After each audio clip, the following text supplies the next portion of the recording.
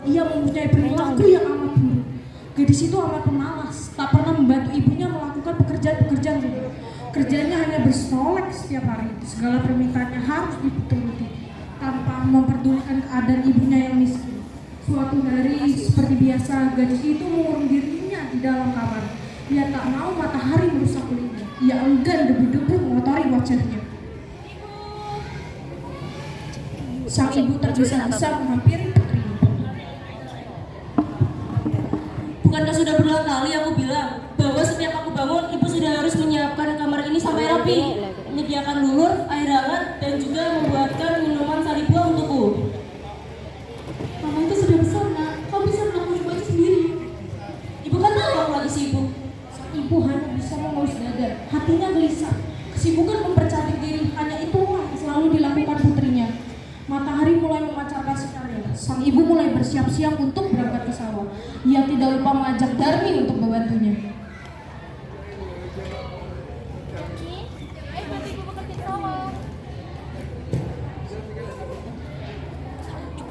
Tidak, Bu.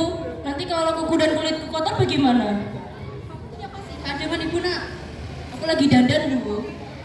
Akhirnya sang ibu pergi ke sawah sendirian. Setelah ibu pulang dari sawah, Darmi langsung menghampirinya.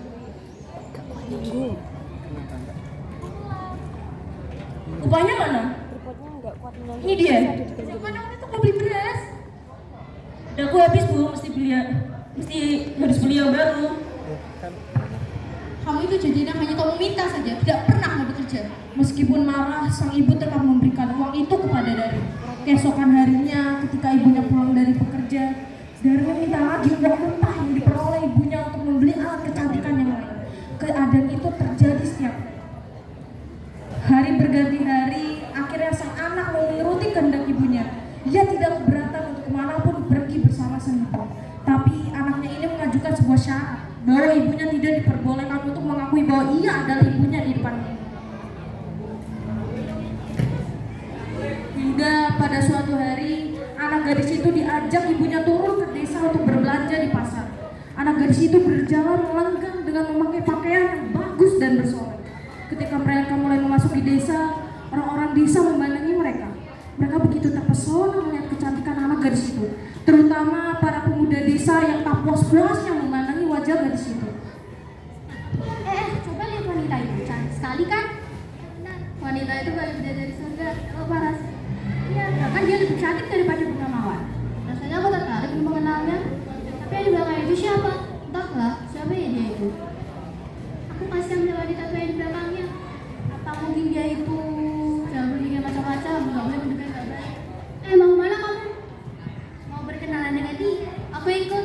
Di antara orang yang melihatnya itu, seorang pemuda mendekati dan bertanya kepada gadis itu. Hai cantik, siapa yang berjalan di belakangmu itu? Apakah itu ibumu?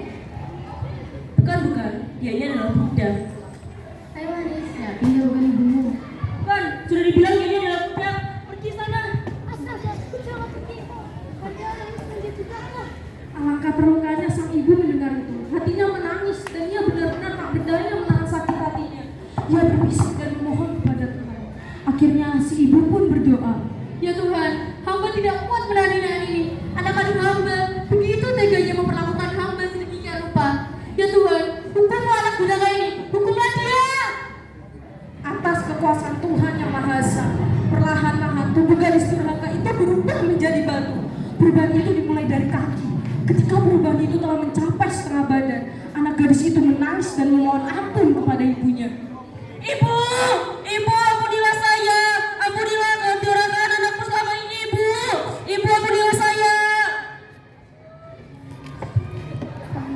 Maafkan ibu nak. Ibu. Anak gadis itu terus meratap dan nangis memohon kepada Tuhan. Akan tetapi semuanya telah terlambat.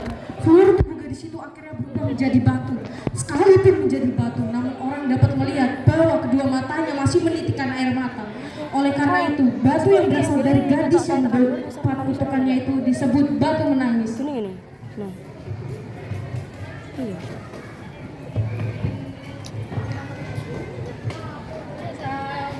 Masa sudah cerita kami.